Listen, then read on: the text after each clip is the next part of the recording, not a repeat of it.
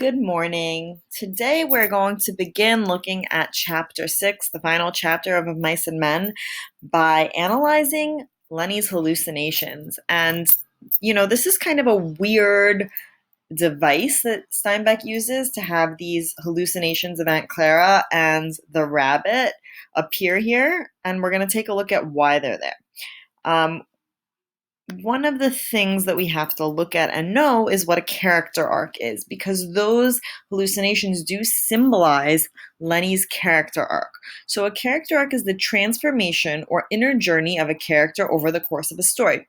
So when you have a dynamic character, there was a journey that character took in order to become dynamic, in order to change. That journey is the arc.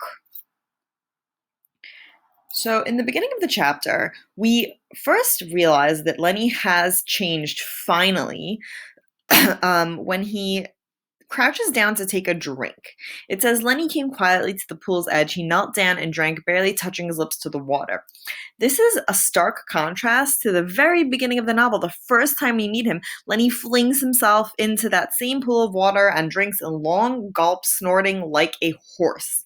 So we immediately are signaled by Steinbeck that something has finally changed in Lennie. Then it's confirmed with the hallucination of Aunt Clara. Aunt Clara basically calls Lennie out. Now let's remember, this isn't really Aunt Clara. Aunt Clara is speaking in Lennie's voice, which signals to the reader that this is Lennie really speaking to himself. And she tells him that he screwed up and, that he always basically ruins George's life, which we already know, and George has already told Lennie in the beginning of the novel.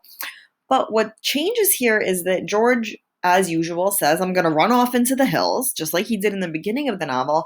And Aunt Clara, who again is Lennie talking to himself, says, no, you won't. You say that all the time, and you know that you're never going to do it because you can't. You need George. So here we have a very obvious arc. Lennie has gone from being completely not self-aware and not knowing what he does to George in his life and thinking that he can run away and if this is just about their friendship, to really understanding that he's fully dependent on George and he's at the mercy of George, and that's his fate. Then our next change is with the rabbit. He finally acknowledges that he really is destructive. Lennie shows an understanding of how destructive he is. And that's when the rabbit kind of tells him, and again, the rabbit is speaking in Lennie's voice. It's Lennie talking to himself. And he tells him, you could never tend rabbits. You would starve us. If you ever tried to tend a rabbit, you'd starve the rabbits. And then he says, and George is going to leave you. And this is where we have Lennie really coming to the realization that, oh my God, I really do bad things and it is my fault. And it isn't George's fault and he doesn't need to stay with me. So this makes it extra tragic that Lennie, as we know, ends up dying at the end of this novel.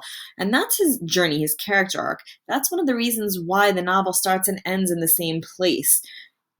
He took the journey from this same spot to the ranch, killed the dog, killed Curly's wife, and then made the journey back to the spot. And in that journey, he has his character arc where he goes from being completely unaware and blaming everything else for his hardships to really realizing that he is the cause of his own hardship and the reason why he'll never get his dream.